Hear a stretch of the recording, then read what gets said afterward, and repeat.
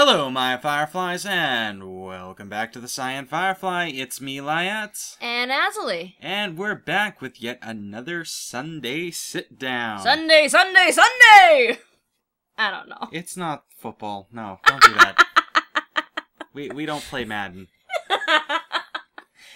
Anyway, the footage in the background should be of Guild Wars 2. Should be. You know it is. Yeah, I do encode the videos unless you slipped a video file in there I'm not aware of. I'll never tell.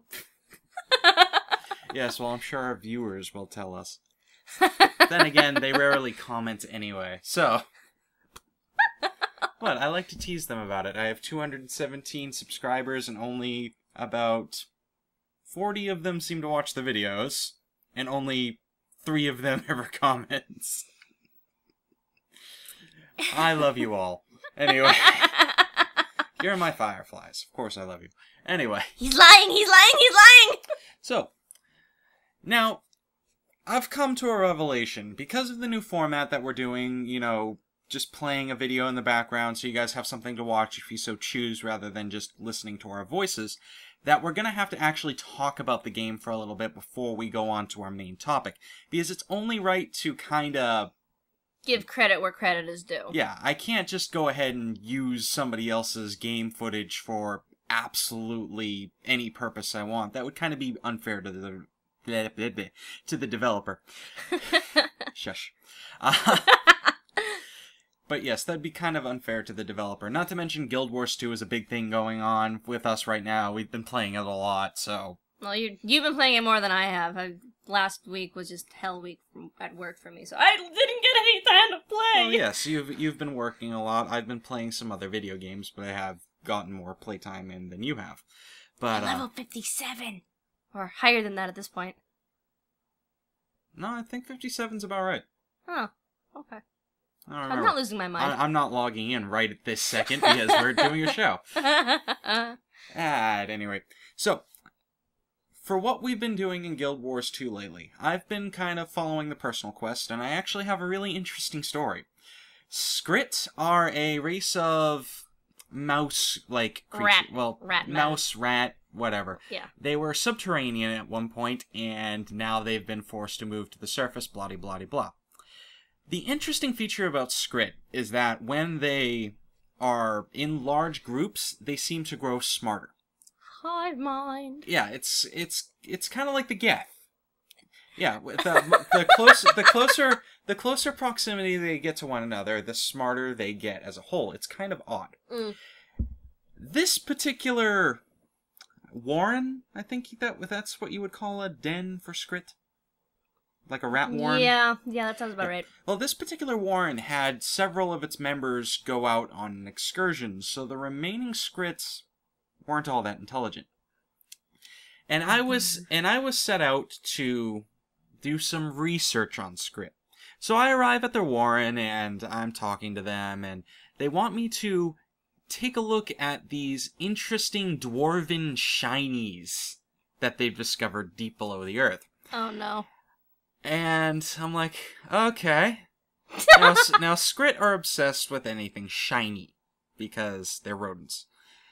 So, lo and behold, I walk in, and I do not see dwarven shinies anywhere. What I instead encounter are many, many eggs that look like they're made out of molten rock. They are destroyer eggs. Now, for those who don't know what the destroyers are, they are the servant of the elder dragon Primordius, who wants the world to burn. Awesome! Oh, crap! Yeah, it was basically a scene out of Alien. There were eggs, like, everywhere, and they all started hatching into these flaming crabs that just wanted to kill me. Brilliant. Oh, they are the most awesomely retarded beings in the entire universe. Dwarven shinies, they're frickin' eggs! It's an Oh, good lord. I think the only story that I have in comparison to that is, again, following my character's personal quest. my character got freaking sloshed today. Have to go rescue the princess of, crap, what is it? Not Queensdale, but,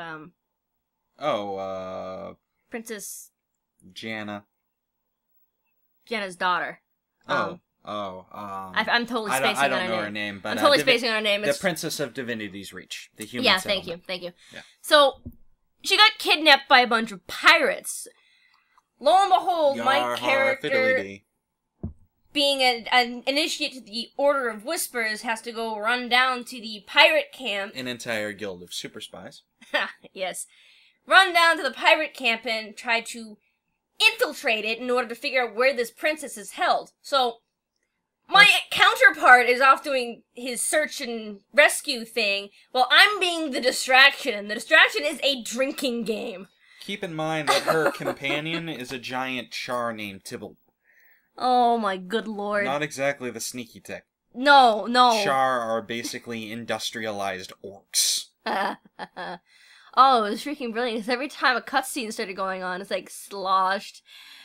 We're gonna take you back to where you belong! Facepalm. Apparently all you need to become a pirate is a couple of gallons of spiced rum. Captain Morgan pose? Anyway.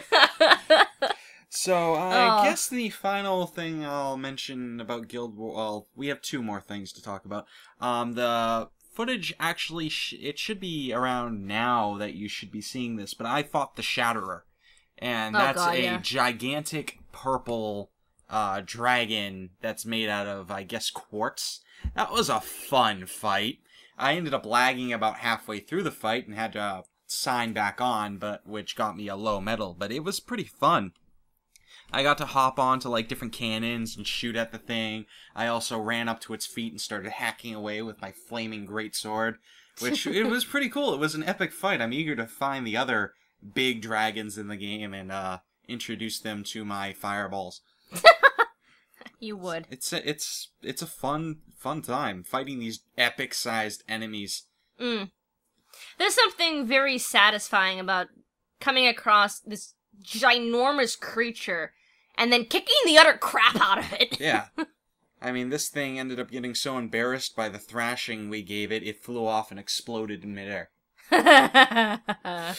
Oh, jeez. I also ran into Tocatl the Sunless, but I didn't end up fighting him. I think I got that on Fraps 2, so I might throw that in there at some point. Well, anyway, we'll see. You'll see through the process of the video.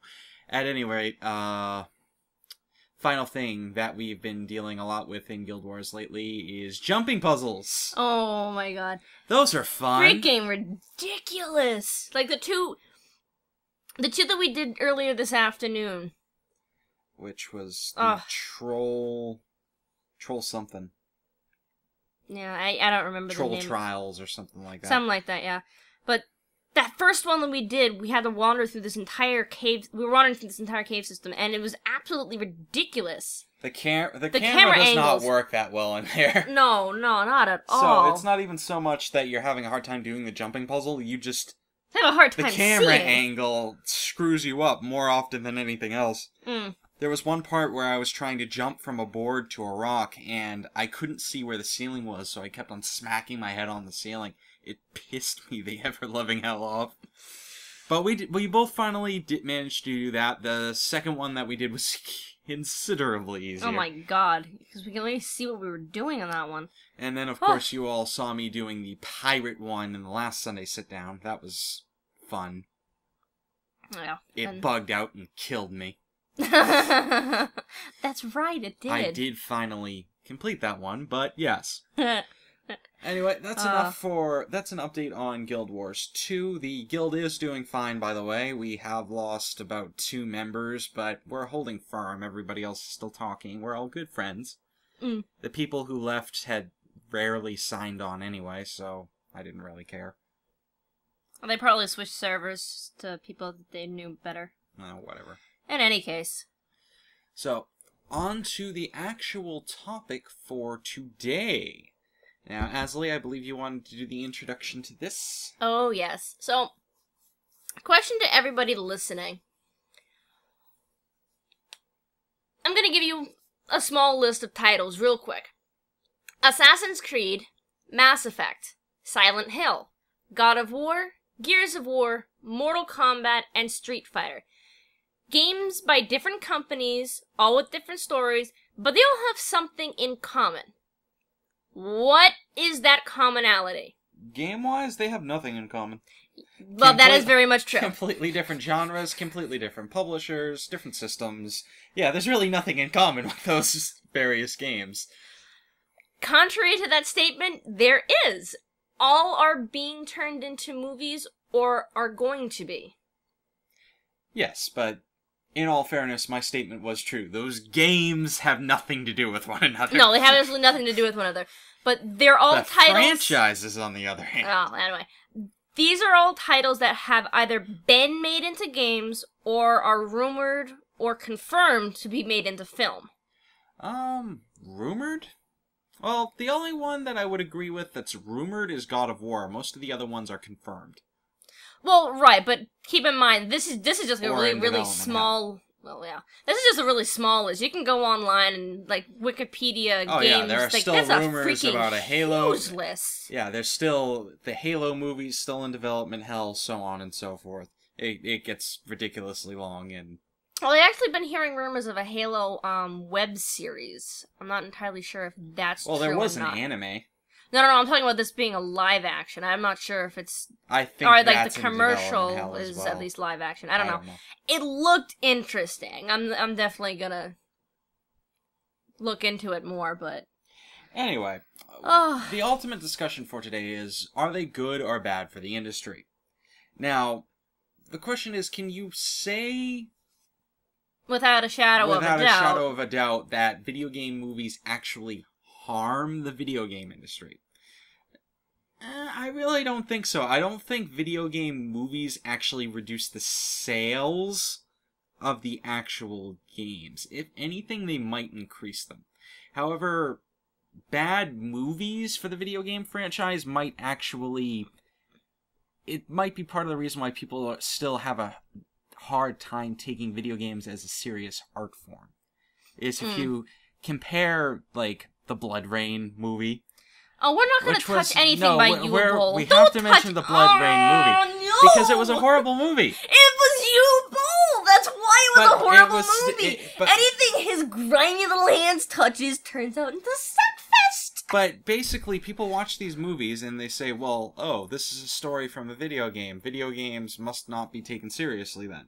Because this isn't a good story. Well, when in reality, Blood Rain has a pretty diverse universe. I mean, I never really particularly liked the games, but from everything that I've heard, they're pretty good games. That movie was just a... Downright needs to be shot and put to bed. Yeah.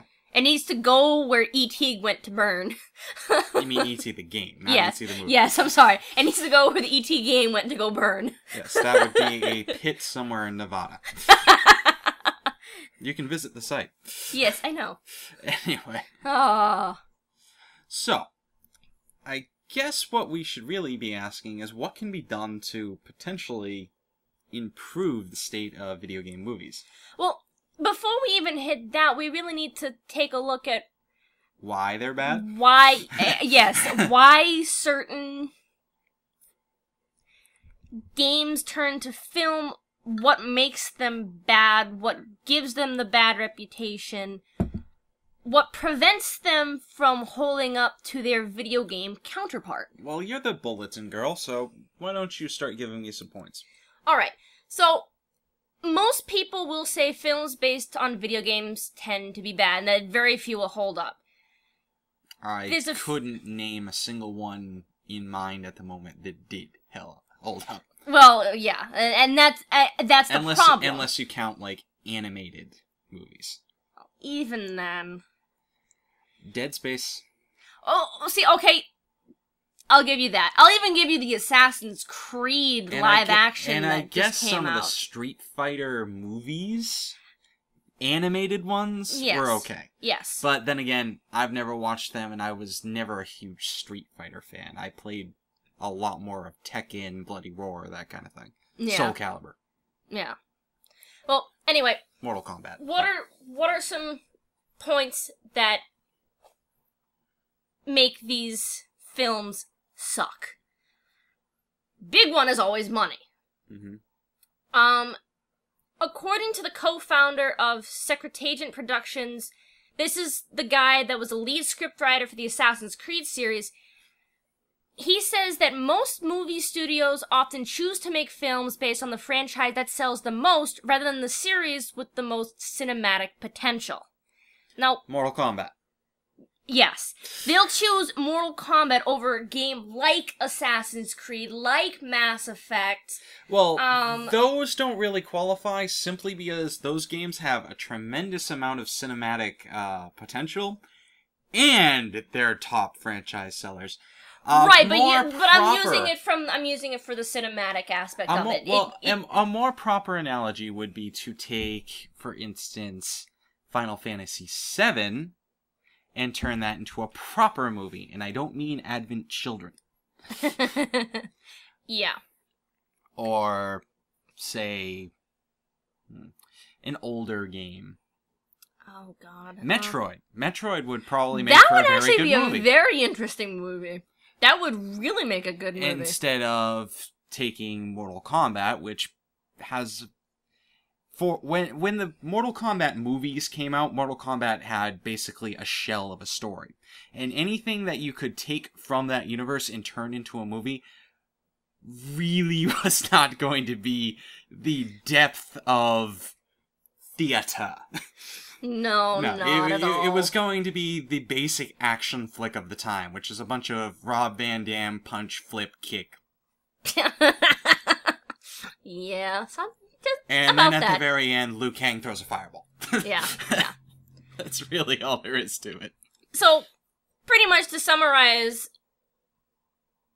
games that have potential for the silver screen,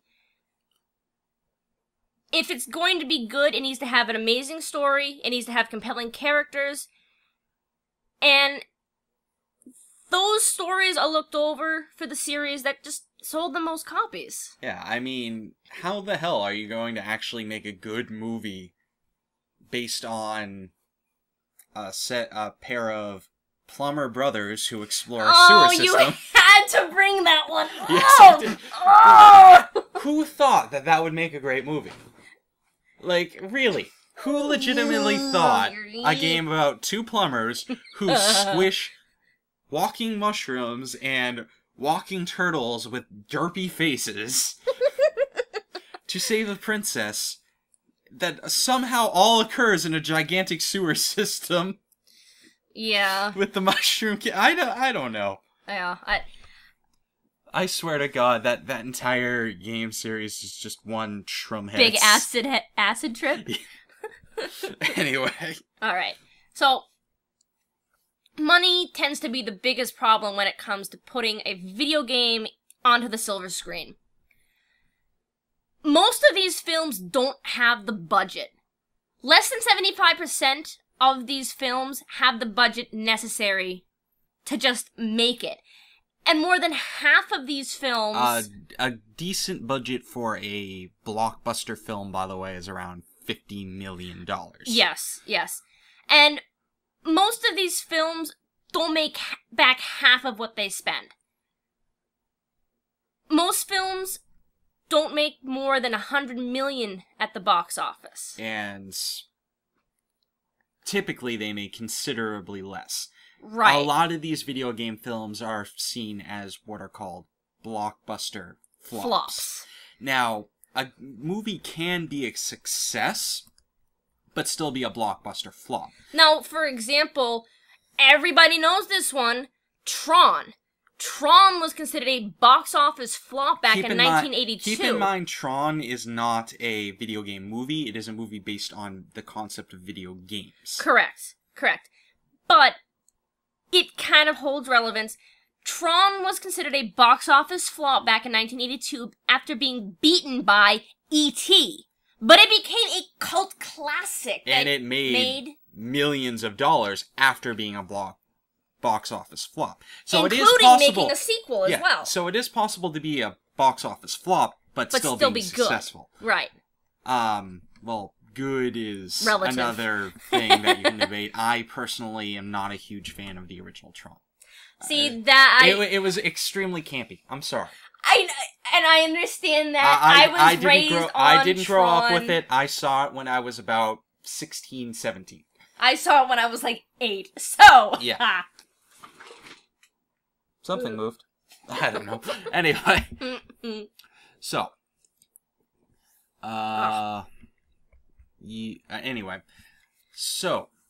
The other thing is that the script for a movie plays out much differently than a script for a video game.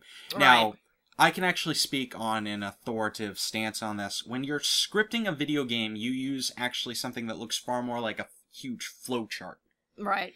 We call it storyboarding. It works a little differently than actually typing up and writing a script for a movie. Right. Because you actually come out with this kind of like tree thing with all sorts of branches and they all loop and interconnect rather than having a straight script you just read line for line. So it's a set of two different talents and they don't co-mesh all that well, especially when you have things like RPGs. An RPG script is extremely difficult to condense into a movie script. Yeah. Because you have so much going on, so much subtext that you can't always fit into 2.5 hours. Right. Ugh. And that's, to me, that's a real disappointment, too, because a lot of games, they have amazing stories, but they just don't get to be expressed. They're not given the opportunity to really shine the same way that they do in You also have the matter of the fact that the guys who are making the movie are not the game developers. They want to leave their own mark on the story. They want to make it into their own, which always manages to piss me off. There are so few times where people stay true to their source material, and that's with anything. There are a couple of movies that get it right, and I can name a couple of really good ones, and they're unfortunately not video game titles. They're all book titles. Lord of the Rings, Harry Potter. Those are definitely two big ones that I guess really come to mind. The Hobbit is definitely going to be another one to fall into that list. Anything that Peter Jackson touches is just going to be gold. Oh my god. Let's just face that one. Before I run off on a tangent, because I freaking love Peter Jackson's work. Conversely, you have the people who, everything that they touch turns to shit. Like Weeble. Like the Aragon movie. Yes, that was the case of somebody trying to leave their own mark on a series, and I do believe that Sir Christopher Poloni, he's not Sir, he was never knighted, but I do believe that Mr. Poloni is in complete denial about that movie because the way that Aragon turned out was basically if they had Lord of the Rings and they took all the orcs out of the movie. Yeah, that's not good. No, absolutely not. But that's just one gripe I have about Aragon. But you see this in a lot of different genres. You saw it with the Super Mario Brothers movie. You saw it with Prince of Persia. Mm-hmm. For Christ's sakes, they made the prince into a white guy with an American name, and he's the Prince of Persia. Not to mention, the Prince of Persia is never named. He's just the prince. And there's so many different issues there. You see it with comic books. The Spider-Man movies were really not that accurate. They're okay, but they're really not that accurate. You have Ghost Rider. Everybody loves to slam Ghost Rider. Yeah. Also, what's with these companies and trying to get big brand name people for video game and comic book movies?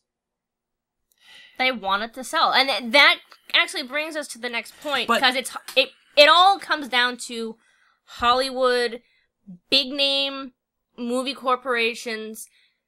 They will exploit anything that seems like it will fill their pockets. Now, let's be honest, video games kind of do it too. Here at the TheCyanFirefly, we call this the not-so-Final Fantasy syndrome. They'll just milk something for all it's worth. Yes. A video game sells... Did you get that from Tropes, or TV Tropes? No, but you know what? It might have been on TV Tropes. Anyway. So, a video game sells 4 million copies. Let's jump on that and see what we can do with it. But let's Hollywoodify it and put more explosions, put more drama. Let's try to sell it to a more massive audience and completely alienate the people who are going out in droves to go see this film. Exactly, because they don't take the time to analyze the game. They don't take the time to figure out why it sold well, why the game itself was compelling to the buyer. Was the game compelling to the buyer because of a certain mechanic? Or was it a feature that was highlighted by a developer, or was it a story element? I mean, let's just face it. The people who are going to want to go see Mass Effect when it gets to the big screen, not necessarily all the people who didn't buy Mass Effect. It's the people who did buy Mass Effect, and they are going to want to see a faithful rendition of their series. Exactly. And you can make a lot of money off of these people just by sticking faithful. That's all you have to do. I don't understand why it's so hard to fuck that up. I'm sorry, I don't see why it's so easy to fuck that up. I was gonna say, because it's very easy to fuck that up. They do it time and time again. Oh, exactly. But, again, like, you mentioned how all these things, they don't have a big enough budget. Mm-hmm. For instance, the Ghost Rider movie didn't really have that huge of a budget. But they went ahead and got one of the biggest name actors in the industry who already has his own kind of persona and stuck him in the role of the Ghost Rider. The Ghost Rider, who is a very dark character. This guy is not known for playing dark characters. He's kind of a funny comedian style kind of guy. And you stuck him with one of the most serious roles in the Marvel universe. Yeah. The guy who is the frickin' gatekeeper to hell. Or the Marvel equivalent to hell. Yeah. He's the Ghost Rider. Meanwhile, you also have the movies that did really well who pulled people out of the woodworks. I mean, really, who knew the guy who played Thor before the Thor movie? I hadn't heard of him before, nope. But he fucking sold that role. He fit the guy who did Loki, Thor. Yeah. Like, oh my god! I mean, the guy who played Captain America, I think he only had like one really big movie before that. I hadn't seen him in anything. They sold the image so well. You went into those films expecting a certain look to these characters, and damn it, they fit it. The only real big name actor that they had for any of those Marvel movies was Robert Downey Jr. Mm-hmm.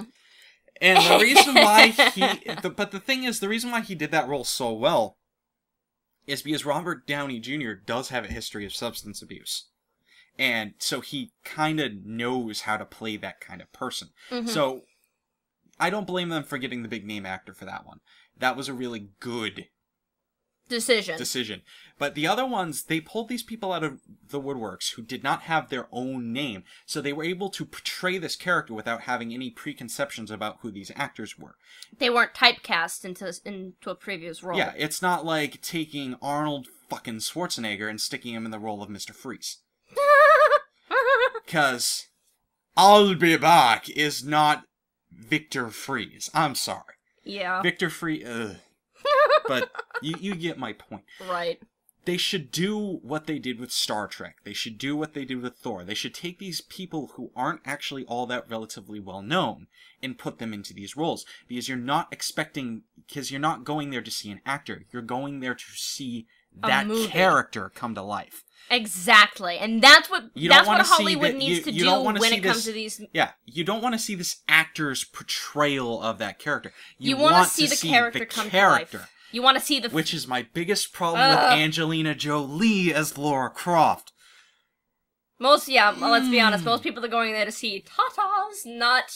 Well, not even. They're going to see Lara Croft, the strong, independent woman. They're not going to see Angelina Jolie, the sex icon. Yeah. I mean, yes, Lara Croft is kind of a sex icon, but she's kind of been, in more recent years, that's kind of... They've been pulling her out of it. Yeah, she's now the strong, independent female role model. She's not everything Angelina Jolie is. Which is why I'm really looking forward to the new game for yes, but the that's Tomb Raider a series. That's a topic for another day. Right. Alright, so... In fact, we already talked about that. Yeah. Anyway.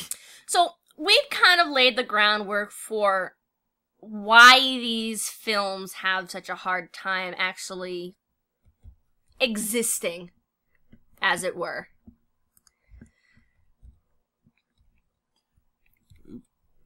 Sorry, keep talking.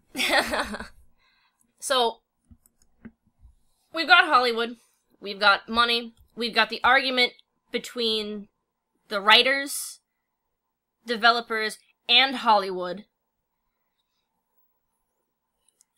What can we possibly do to change it? This is one of the biggest questions of the day. Well, I think we already kind of really went over that. They need to start really focusing on what made the game great, which is the characters. But that's Hollywood. What can we, the player base, do to try to encourage Hollywood to do this? Stop advocating and supporting movies with our money that do not deserve it. That's really the only thing consumers can do. Right. Spend their money on things that are actually appropriate and stop consuming the trash that we kind of do. Yeah. I mean, that's really it, is it? Like, don't go see Prince of Persia in the movie theaters because it's a crappy movie. Yeah. Don't go and buy that DVD because you know it's not faithful to the series that you wanted to see recreated. They could have renamed that movie to something else and done their own stuff with it, and it would have been better because in that case they weren't trying to recreate Prince of Persia. That I wouldn't have complained about. It's the fact that they named it The Prince of Persia, and it almost had nothing to do with the Prince of Persia. Yeah. But, and you know, it's not like video games are not something that sells, because we have plenty of movies that are based around the concept of video games that do really, really well, and they're really good movies. Right. Like we already mentioned Tron. There was a couple of other films out, like, I forget when this one was put to film, but The Wizard. Well, that's a campy movie. It is campy, but you know what? I actually finally got the chance to watch it myself, and despite the Savage, right? Yes. Yeah. Despite the campiness, it was funny, it was cute, it was... I liked it, but I have this thing when it comes to campy that movie movies. Was still, you know... The Nintendo Power Glove! It was a love letter to the Nintendo Power Glove. It was just a long infomercial to try to sell the Nintendo Power Glove. Oh, but it was beautiful! But there are... And then you get, I'm going to name some better examples of movies that are based around the concept of video games that do really well. Scott Pilgrim vs. the World. That's an entire pop culture film that's all about kind of the whole video game concept. Video game and anime kind of thing. Video game comic books. Well, it's a movie that's based off of a manga that's based around video games. Right. It's a very arcadey world that this character lives in. I mean, he somehow gains super martial arts powers whenever he enters a fight, and whenever he defeats somebody, they explode into money. Let's face it. Yeah, it's extremely stylized. You might be able to read some metaphor into there, but if you take that literally, it's a guy who lives in a video game world. Pretty much, yeah. You also have The Last Starfighter, which was a game about somebody who played a video game, got a really high score in it, and was then somehow, through a series of events, brought into a national... a galactic... Sorry, a galactic defense force. All because he was good at a video game. Now, this film was based off of a book. But Did not know that. it was. I've got a really old copy of the book, and I've read it like 3 or 4 times. It's freaking. Oh, I love the book. I love the movie. My dad actually showed this one to me, and I would recommend this film to anybody. Yeah, it's kind of an old campy movie. Especially with, like, the very end when he goes into hyper mode. But but that's a classic video game-based movie. And, again, it just goes to show, like, as well as war games. Mm-hmm. Cloak and Dagger. Cloak and Dagger. Cloak and Dagger is literally, you know, that entire thing is based around the video game Cloak and Dagger. Right. Where the kid loves the game Cloak and Dagger, and because of his love of that game, weird crap happens to him. Mm-hmm. And then we have we've got web-based series like the VGHS, which is yeah, that's all based around video games, and that did so well. This is the Rocket Jump Studios, Freddie Wong's video game high Freddie school. Wong direct it? Yes. Yes. Yes. Freddie Wong, for those who don't know, is amazing. another YouTuber. He does a lot of internet-based videos around the concept of video games, and he's quite amazing. Yeah, most of the stuff he does is based off first-person shooters. A lot of first-person shooters that I don't particularly have interest in, but the way he does videos is amazing. And it's incredibly cinematic, and it's all very video gamey. So he's managed to combine the two in such a way that catches your attention and does it well. But yeah, it's a movie about video games that does better. Yeah, it's a series about video games that does better than movies that are based off of specific video game titles. Mm-hmm. I don't understand why they're capable of doing it one way and not doing it the other. Right. One of the most recent ones actually coming out yes. is the film Wreck-It Ralph. Now, that hasn't actually come out to theaters yet. We don't know how well it's going to do. But we can theorize that it's probably going to do really damn well. Considering it's a cartoon, it's definitely going to introduce... Who's making that one? Is it Pixar or is it Dream? Pixar. Disney and Pixar are the ones doing it because... Are you sure? I believe so, yeah. Or is it DreamWorks? No, I'm pretty sure it's Disney and Pixar. Well, it's one or the other. It's that heavily animated WALL-E kind of style. I can't think of a DreamWorks film at the moment. Shrek. Shrek was done it. Yeah, it's all in that CGI style. Very, very similar graphics. No, the graphic design reminds me a lot more of Toy Story than Shrek, so I'm really assuming it is Pixar. You get my point. It's either Pixar or DreamWorks. It's one of the two. Yeah.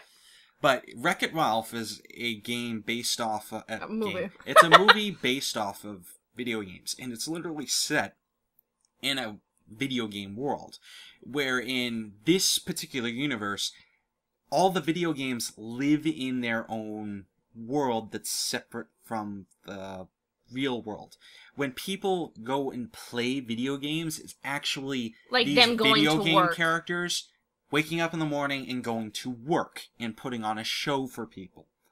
It's really neat. I really like the whole concept of it. There's also going to be a lot of cameos in it. They've got Bowser. They've got Bison from Street Fighter. They've got the zombie from Plants and Zombies. Yeah. They also have what I think is Horny from Dungeon Keeper, yes. But that character's name is an innuendo, and I'm pretty sure they're not going to say it. Nope. Yeah, his name's Horny. He has 2 giant horns sticking out of his head, and it's also kind of a looter game. A little bit. But it looks to be a really great film. A lot of satire, family-friendly. It gives a family-friendly look into video games. I really think it's a good attempt at people trying to, again, normalize video games and try to show that this media is something that should be accepted into the normal household. That it's not something... detrimental. Yeah. Which I fully support. I'm going to go see this movie even though it's a kid's movie. Then again, if it's a Pixar movie or a DreamWorks movie, I'm probably going to go see it anyway. Yeah. I mean... we went and saw Brave when that came out to theaters. And by the way, Brave, awesome movie. Oh, yes. But anyway. However, there is still the stigma. We do have movies based on gaming and gaming culture that hurts gamer.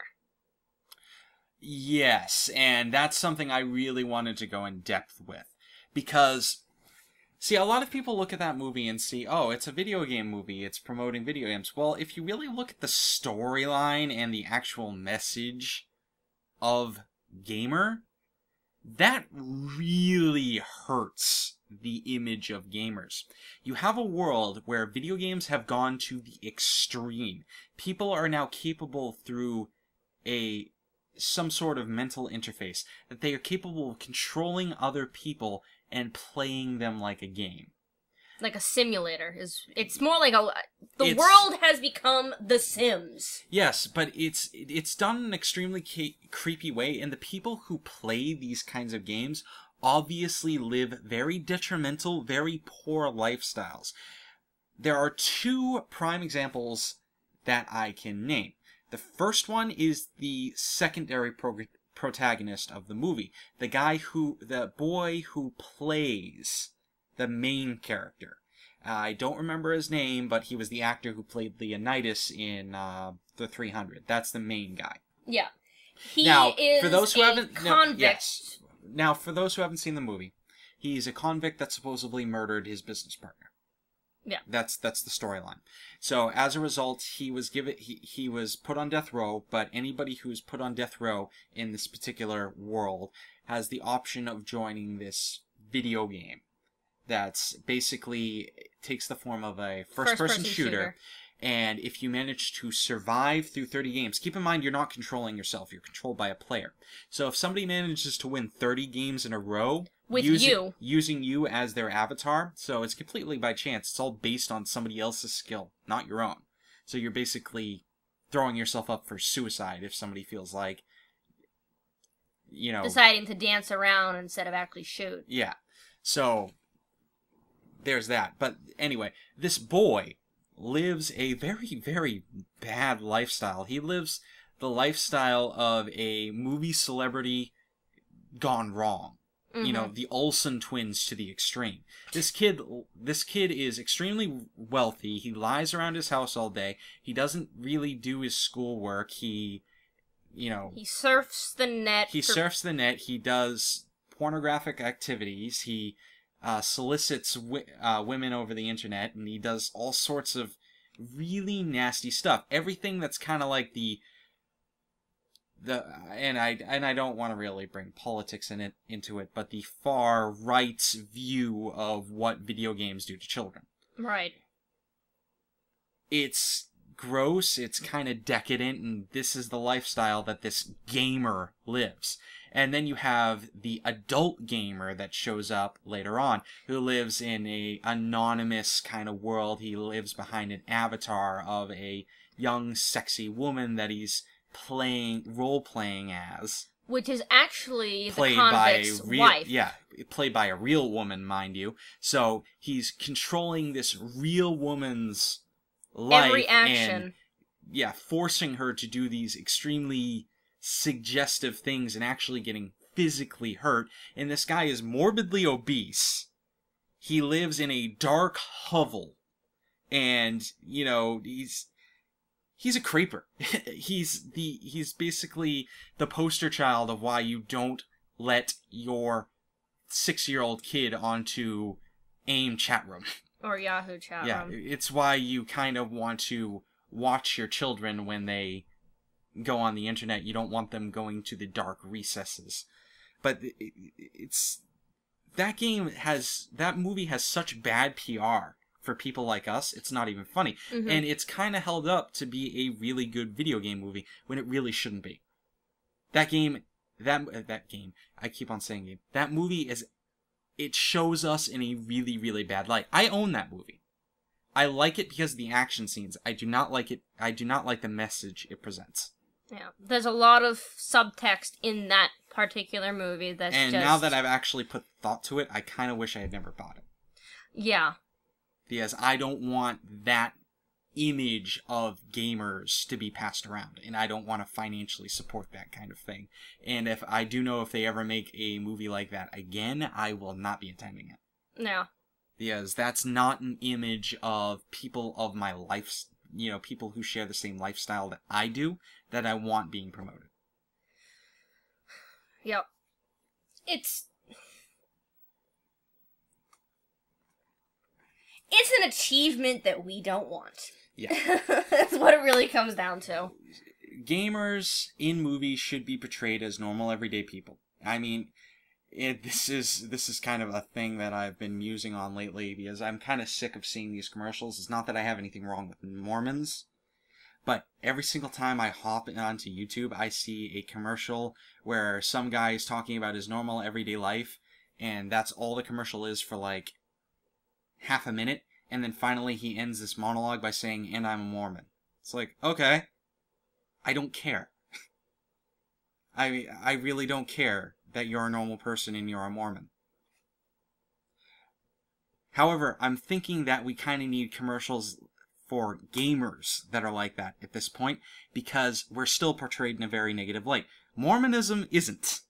Gamers and other people of other alternative light, well, I wouldn't even call gamerism an alternative lifestyle anymore, but there are alternative lifestyles that are still out there that need that kind of PR. Yeah. So I hope that, like, maybe the TGS should kind of, like, do a video series of each of their individual day-to-day, well, each of their individual casters, like, just, this is who I am, this is the kind of things that I do, these are my hobbies, this is my family, and I'm a gamer. I live a perfectly normal life. I'm just like everybody else. But I like video games, and there's nothing wrong with them. I think that would actually be really good PR for people like us. I'd do something like that for myself, but I don't want you guys to see my ugly mug. So, I also don't have a decent video camera. I don't have the studio-like production that I could do that with. No. Freddie Wong, the TGS, could do stuff like that. No. I can barely keep the computer I have in good repair. I don't think I could afford a very expensive camera. Yeah. Oh. But them's the breaks. We went a little off topic there. Oh well. Just a little bit. So, video game movies, are they ultimately damaging to the industry? No. But they could certainly be done a lot better, and there could be a lot more done with them that could actively aid the video game industry, which is something we kind of want to see. And most I'm sure that's something most of you want to see as well. So, I think that's the entire topic. I don't think we have anything else to talk about here. Nope. We've been talking for quite a while. We really get away with this. We originally wanted the Sunday Sitdown to be like 20 minutes long, and it seems like every video we release is... It's like an hour-long... Yeah, it's somewhere between 40 minutes to an hour and 20 minutes. It's ridiculous. But, a lot of podcasts end up like that, so, oh well. Honestly, it's one thing that I enjoy a lot. Being able to discuss a topic with intelligence, make a point, hear somebody else's rebuttal, and then think to yourself, well, okay, I can see it that way. And not to mention, it's kind of really fun every once in a while just to sit down with somebody you really like talking to, and I hope to include other people on these conversations at some point, and just have an intellectual conversation over drinks. The only difference between us and the normal pub crowd is that we record our discussion, and then we put it on YouTube. For all the world to see. Yes, and we're also not hitting at all the women passing by the booth.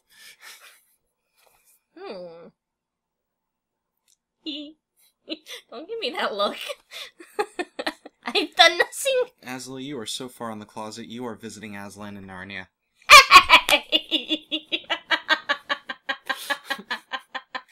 I love you, sweetheart. BRB laughing to death. Don't do that. Not normal speech, please. LOL. Anyway, anything going on this week that we have to mention?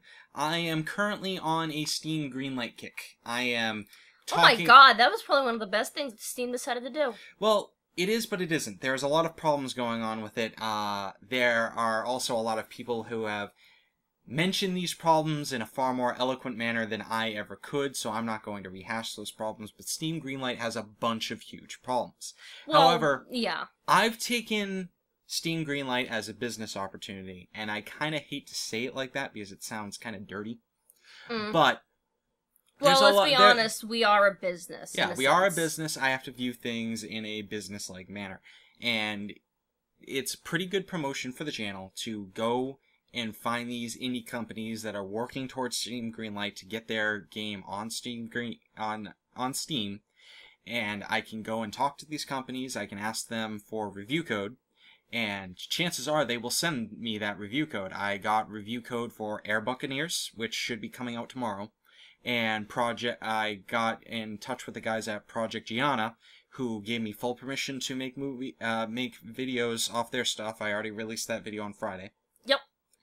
And I've also gotten in contact with a couple of other developers as well. This is something that doesn't typically happen for a YouTube content provider of my size. I only have 217 subscribers. It's very hard for me to get view code. It's very hard for big YouTubers to get review code for big games. They generally don't have that much problem with indie games, but somebody like me does have trouble with even indie games. Right, because they see my subscriber count and they're like, so what? I'll sell 2 games, and I'll be giving you one for free. I'm not going to do that. Right.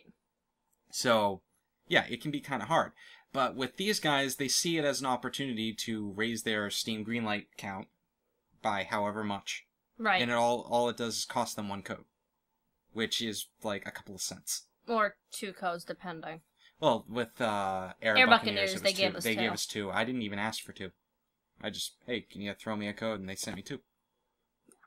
So, good on them. And I will be in contact with them again as soon as that video's up, because they were really interested in seeing the video when I was done with it. I do have a couple of minor critiques for that game, but that game's actually looking really good. The community for that one is actually looking really good, too. Yeah, they're very helpful. We'll discuss that on Monday. We will be co-commentating that video. Yes. Because Azilie, like I said, I have 2 codes. Azilie got one. She hasn't played it yet, but I've played quite a bit of it in between sessions of Guild Wars 2 and recording other videos. So I'm gonna have to get a crash course for it, like, tomorrow, or... Yeah, well... We have to record the video tomorrow, so you'll probably be getting a crash course, like, 10 minutes before we start.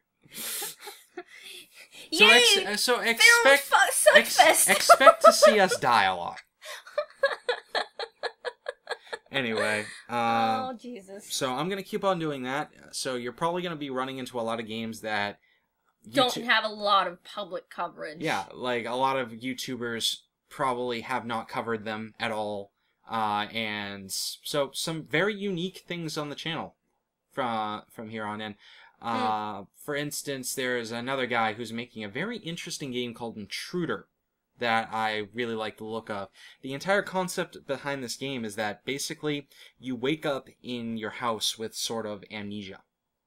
You really don't know what's going on. All you know is that there's something that invaded your home, and it's going to be back very soon. And you have to start preparing your house to defend against it for when it comes back.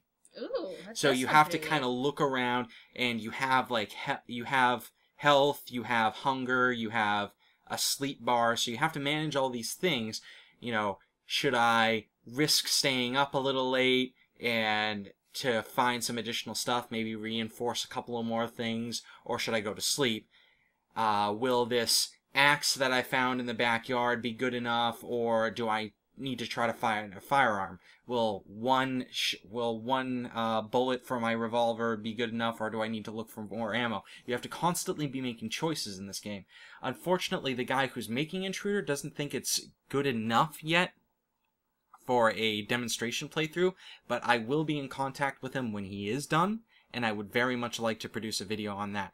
So, who knows? Definitely a lot to look forward to in the next coming months. You know, this guy did seem very interested in doing something with me, so I'm very eager to see what's going on with that. And I'm sure you guys will love it, assuming it's a good game and not like Paranormal. I'm sorry. Oh god, I forgot about that game. And I'm aware that some people wanted me to revisit Paranormal, but I'm not going to revisit Paranormal because the guy made it so that people who only support his Kickstarter can gain access to future demos. So the only demo I have access to, because I'm not giving this guy any money, is the sucky one. Is the original demo that was crap. And it doesn't look like he's actually improved it much anyway. I mean, I don't watch PewDiePie's videos all that often, but every time that guy releases a new build of his game, PewDiePie ends up making a video about it, and it looks like dog crap. I'm sorry. I don't like to smash indie developers. They have a hard time. I'm in a similar situation that they are. I know how much of a pain in the arse being in this situation is. But that guy is making a very bad game. He needs to be told that the direction his game is moving in is not good. And I listed all the improvements that game could take. And he still has not seemed to take any of that kind of stuff into mind. That house still looks like a warehouse. It does not look like a place that somebody actually lives in, and not to mention the character still looks like he's freaking 4'5". Oh, in any case, we're kind of going off on a very different tangent. This video is becoming very long. King of the Web, I've kind of given up on it at this point. We are currently in a very firm 18th place. Yeah. And we're not getting a whole lot of votes. I mean, if you guys voted a little more, that might change. But as it is, I don't think I'm going to really actively campaign on this until we get more subscribers. Yeah. We really can't compete with guys like Dave Chaos, who I really don't think should be running in the gaming section. He really should be running in the main section. But that's my own personal gripe. But we'll probably revisit the website again at some point, assuming they haven't gone back down the tubes of allowing people like What the Fuck Show and Hot Damn I Rock and Shoe Nice. Oh, yeah. I don't want to mention that name ever again. That guy actually appeared on TV not too long ago. Yeah, World's Dumbest. For obvious reasons. Yeah, World's Dumbest, I forget which one that was. Oh, it doesn't matter. It was World's Dumbest, and that says enough right there. But yeah. Well, that show has multiple different categories: World's Dumbest Criminals, World's Dumbest. Yeah, again, okay, sports, we're going off on the tangent. Anyway, so that's really all we have for today. Thank you for joining us with another wonderful Sunday Sit-Down. As if any of you are still with us, thank you. Really, thank you. I don't know how you could bother listening to me and Azilie blather on for, I don't know, an hour now? Possibly longer. I would say longer at this point. Yeah, it's been a long time. I can actually check. Hold on. Oh, don't worry about it. No, we are actually at 59 minutes and 30 seconds. Oh, so close to an hour then. Okay. Yeah. By the time I actually close out, it will be an hour.